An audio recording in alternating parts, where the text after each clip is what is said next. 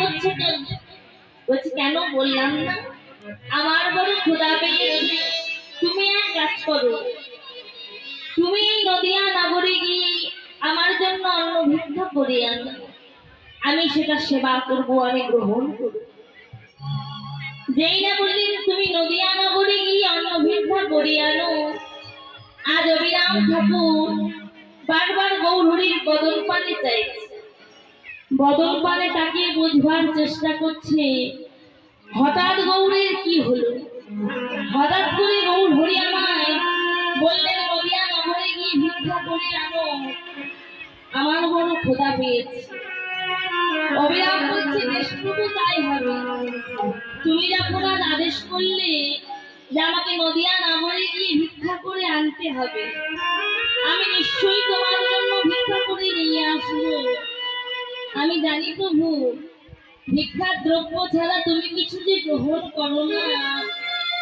বাবা এই যে এত বড় হরিনাম যজ্ঞের আয়োজন করা হয়েছে, তা বাবা যতই টাকা থাকুক না কেন সেই টাকার বিনিময়ে কিন্তু হরিনাম যজ্ঞ করানো যায়। এই হরিনাম যজ্ঞ করতে গেলে 5 দুয়ারে গিয়ে আগে ভিক্ষা করতে হয়।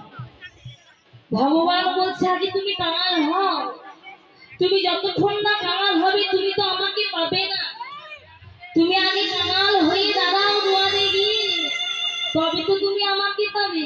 শোনো ভক্ত, তুমি কাঙাল হয়ে ভক্ত দুয়ারে গিয়ে আসলে পেতে দাঁড়াবে। যদি তোমায় সেই ভক্ত দিতে না চাও, তুমি তার হাতে ধরো।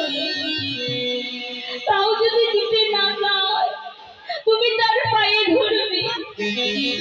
তবু তার বাড়ি থেকে 2 মুষ্টি চাল ভিক্ষা করে নিয়ে আস, কারণ সেটা আমার প্রভু সেবা করে। দেখবেন না এমন এমন অনেক মানুষ আছে, যখন কমিটির বাবা দাদারা যখন মাধুপুরি করতে যায় না, অনেক অনেক এমন ভক্ত আছে অনেক কটু কথা বলে, অনেক কটু বাক্য শ্রবণ করে। বলে তোমাদের যদি ক্ষমতা নাই তাহলে হরিনাম যজ্ঞ করাও কেন? তোমাদের টাকা নেই তো করানোর দরকার নেই। কিন্তু একটা কথা ভক্তবৃন্দ মনে রাখবে, তারা কিন্তু নগরে নগরে যে ভিক্ষাটা করে আনে নিজেদের জন্য কিন্তু করে আনে,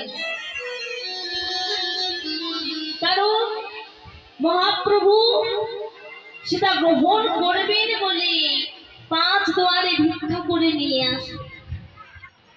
কিন্তু যে ভক্তরা বলেন না যে তুমি কোথা থেকে এসেছো, কেন এসেছো, তোমায় কেন ভিক্ষা দিতে যাবো, তাদেরকে একটা কথা বলছি না, তাদের যদি ভিক্ষা দিতে ভালো না লাগে দেবেন না, কিন্তু আমার কমিটির বাবা দাদাদের অপমান করবেন না, কারণ তারা কিন্তু নিজেদের জন্য কিছু করেন না, তারা করে আমার ভগবানের জন্য এবং আমাদের মতো অধমী ভক্তের জন্য, যাতে একটা গ্রামের হরিনাম সংকীর্তন হয়।